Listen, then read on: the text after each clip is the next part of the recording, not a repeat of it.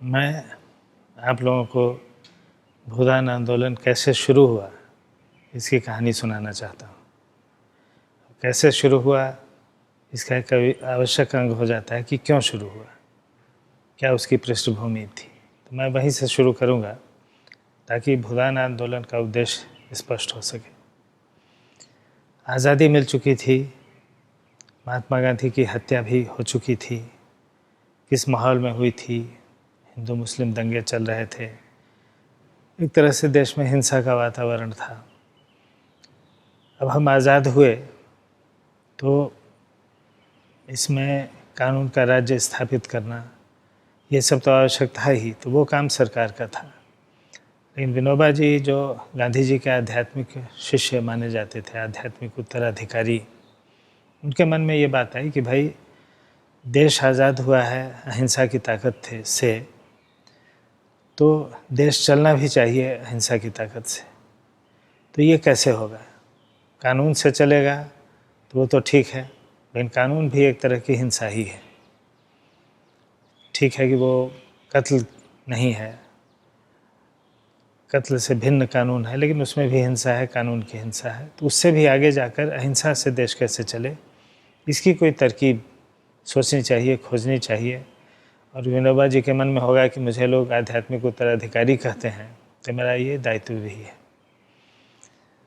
तो वो जो पंजाब से दंगे के कारण रिफ्यूजी लोग आ गए थे, दिल्ली के आसपास, हरियाणा, पंजाब आदि में जगह जगह कॉलोनी बनी हुई थी उनकी, रिफ्यूजी कॉलोनी, खासकर दिल्ली में। तो विनोबा जी उसमें काम कर रहे थे, लेकिन उसमें उनको संतोष नहीं हो रहा था। ये तो एक राहत का काम है, लेकिन आगे की बात क्या है और देश में हिंसा कैसे समाप्त हो। तो उस समय दंगे तो गांधी जी की हत्या के बाद शांत हो गए। एक उनका बलिदान ऐसा रहा कि देश में दंगे समाप्त हो गए। लेकिन ज़मीन को लेकर के कम्युनिस्टों ने पहले से ही संगठित किया था तेलंगाना में, आंध्र प्रदेश के तेलंगाना क्षेत्र में, कि उनके मन में था कि भाई आज़ादी तो आई, लेकिन आज़ादी का मतलब क्या है?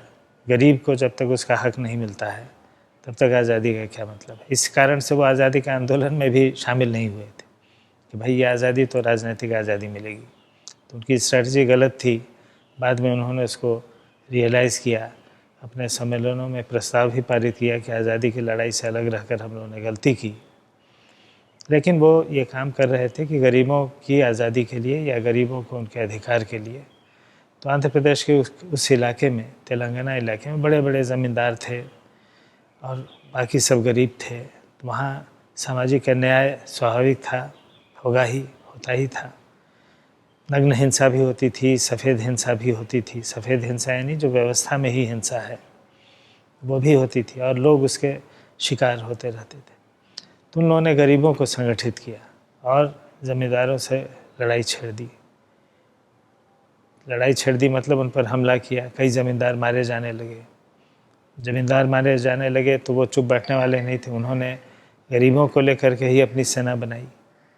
तो गरीबों को संगठित किया कम्युनिस्टों ने और गरीबों को की सेना बना ली ज़मींदारों ने। अब दोनों गरीब संगठन जो है आपस में लड़कर मरने लगे और बीच बीच में बड़े ज़मींदारों की हत्या हो जाती थी, तो कम्युनिस्ट नेताओं की भी हत्या हो जाती थी। ऐसे माहौल में तेलंगाना था। तो विनोबा जी ने सोचा कि शायद उस हिंसा की ज़मीन से ही अहिंसा के लिए कोई रास्ता खोजना होगा। ये कहते हैं ना कि सांड को उसकी सींग पकड़ के देखो। तो विनोबा जी ने वही तरीका अपनाया, सीधे पहुंच गए तेलंगाना। ये कैसे पहुंचे वो एक क्रम है, उसको मैं छोड़ रहा हूँ। जो संदर्भ की बात है कि वो तेलंगाना पहुँचे और उन्होंने गांव में सभाएं की।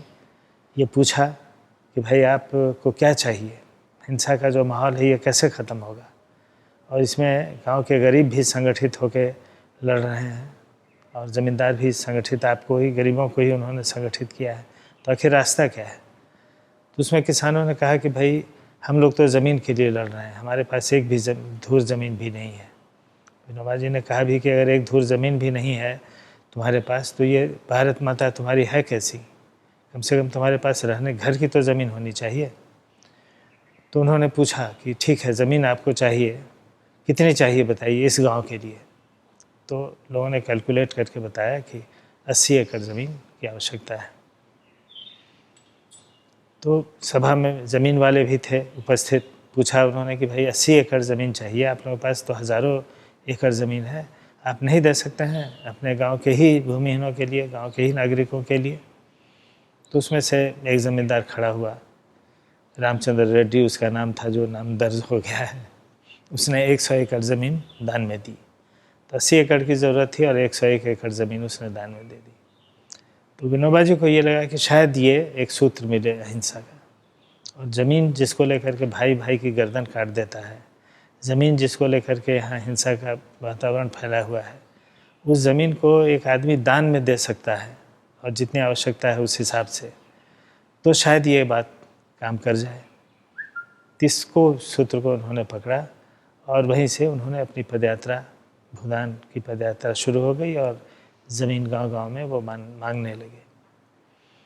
और अब मैं यात्रा हूँ बिहार पे।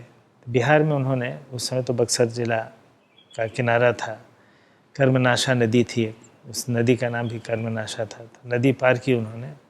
ये समय होगा 1951 की 18 अप्रैल को पहला भूदान मिला था तेलंगाना के उस पोचमपल्ली गांव में। लेकिन ये समझिए 52 में वो बिहार आते हैं, कर्मनाशा नदी पार करते हैं और फिर बिहार में भूदान का एक माहौल बनता है, भूदान आंदोलन की शुरुआत होती है। उस समय बिहार और झारखंड एक ही प्रांत था, अलग अलग नहीं हुआ था। तो कुल मिला के जो भी भूदान आंदोलन चला सिलसिलेवार तरीके से 15 साल मान लीजिए, उसमें बिहार में करीब 25,000 एकड़ ज़मीन दान में मिली। ज़्यादातर झारखंड में थी, लेकिन बिहार के इलाके में हम लोगों ने देखा कि 6,500 एकड़ ज़मीन, 6.5 लाख एकड़ ज़मीन, 25 लाख एकड़ ज़मीन कुल मिलाकर। और झारखंड जब अलग हो गया तो बिहार के हिस्से में 6.5 लाख एकड़ ज़मीन आई। और इस 6 लाख एकड़ ज़मीन के दाता जो थे, लोग कहते हैं कि बिहार आंदोलन में बड़े बड़े ज़मींदारों ने ही दान दिया और आम लोगों की भागीदारी नहीं थी, लेकिन ऐसी बात नहीं थी। ये जो 6.5 लाख एकड़ ज़मीन थी, इसमें 2-3 ज़मींदारों ने मिलकर करीब 2.5 लाख एकड़ ज़मीन दान दे दी। लेकिन बाकी जो 3 लाख एकड़ ज़मीन बची, 3-4 लाख एकड़, वो ज़मीन करीब 1.5 लाख किसानों ने दी। 1.5 लाख दाता थे। वो छोटे छोटे किसान थे, 4 एकड़, 5 एकड़, 10 एकड़ वाले और 1 एकड़ 2 एकड़ वाले भी थे। बल्कि इसमें कुछ थे जिन्होंने अपना सर्वस्व दान दे दिया, ज़मीन दान दे दी और अपना जीवन भी दान दे दिया। निकल पड़े विनोबा जी के साथ घूमने के लिए। जीवन दान की शुरुआत 1954 के बोधगया सम्मेलन में सर्वोदय का हुआ था। तो उसमें जयप्रकाश जी को ये दिमाग में बात आई। जयप्रकाश नारायण उस समय के एक बहुत ही उच्च कोटि के राजनीतिज्ञ थे इस देश के। जवाहरलाल नेहरू चाहते थे कि वो केंद्रीय सरकार में शामिल हो जाएं, उप प्रधानमंत्री का पद संभालें, इतनी योग्यता थी उनकी। लेकिन जयप्रकाश जी ने उस रास्ते को स्वीकार नहीं किया। इसका कारण क्या था वो एक अलग मुद्दा है, उसको यहाँ मैं नहीं बताऊँगा। लेकिन जयप्रकाश जी को लगा कि ये जो जनता की ताकत बढ़ाने के लिए आंदोलन है और हिंसा से समाज चल रहा है, वह अहिंसा से कैसे चलेगा, उसकी खोज है। तो इसमें ये एक बड़ी बात है, ये बड़ा काम है सरकार चलाने से, तो मैं इस आंदोलन में शामिल होता हूँ। और उन्होंने अपना जीवन दान घोषित किया। तो जयप्रकाश जी के जीवन दान घोषित करने के कारण अनेक कार्यकर्ता उत्साहित हुए और कई लोगों ने अपना सर्वस्व दान दे दिया। तो ज़मीन जो थी वो भी दे दी, न परिवार से पूछा न कुछ। और 4-5 एकड़ ज़मीन वाले ऐसे 3-4 लोग थे जिन्होंने सब दे दी। तो कुल मिला के 6.5 लाख एकड़ ज़मीन बिहार में मिली, जिसको कानूनन वितरण करने के लिए, क्योंकि ज़मीन कोई लड्डू नहीं है कि आप सीधे बांट सकते हैं, कानूनन उसको बांटने के लिए बिहार सरकार ने भूदान एक्ट बनाया। एक कानून बन गया, उस कानून के अनुसार ही वो ज़मीन बटेगी।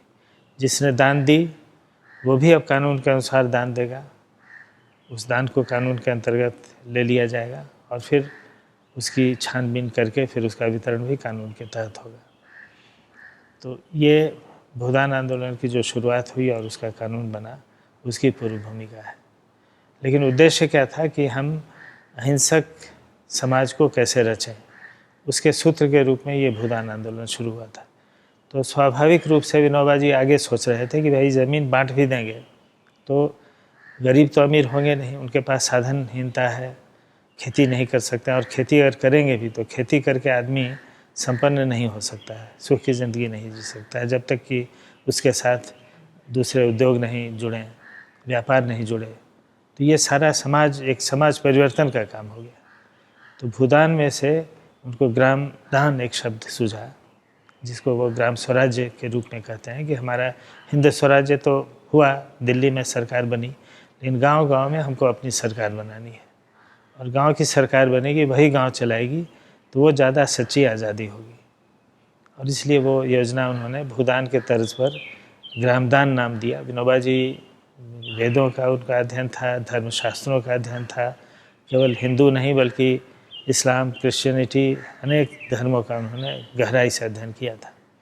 तो उसमें से वो शब्द निकालते थे, तो दान शब्द भी उसी में से उन्होंने निकाला। कहा कि भूदान का मतलब ये नहीं कि ज़मीन दान में दे दो, भूदान का मतलब कि सारी ज़मीन समान तरह से बंट जानी चाहिए, वो सम विभाग उसका हो जाना चाहिए। ग्रामदान मतलब, ग्रामदान का अर्थ उन्होंने बताया कि भाई गांव की सरकार गांव चलाएगी।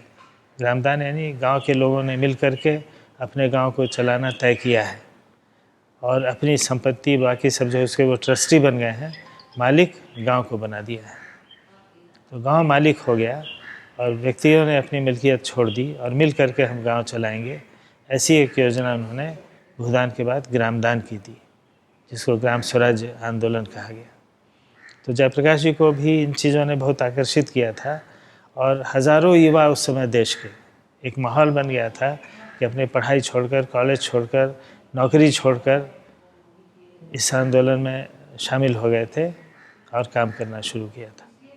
फिर आगे क्या हुआ और कैसे इसका अंत हुआ या समाप्ति कैसे हुई, समापन कैसे हुई, ये अगले बार कहूँगा।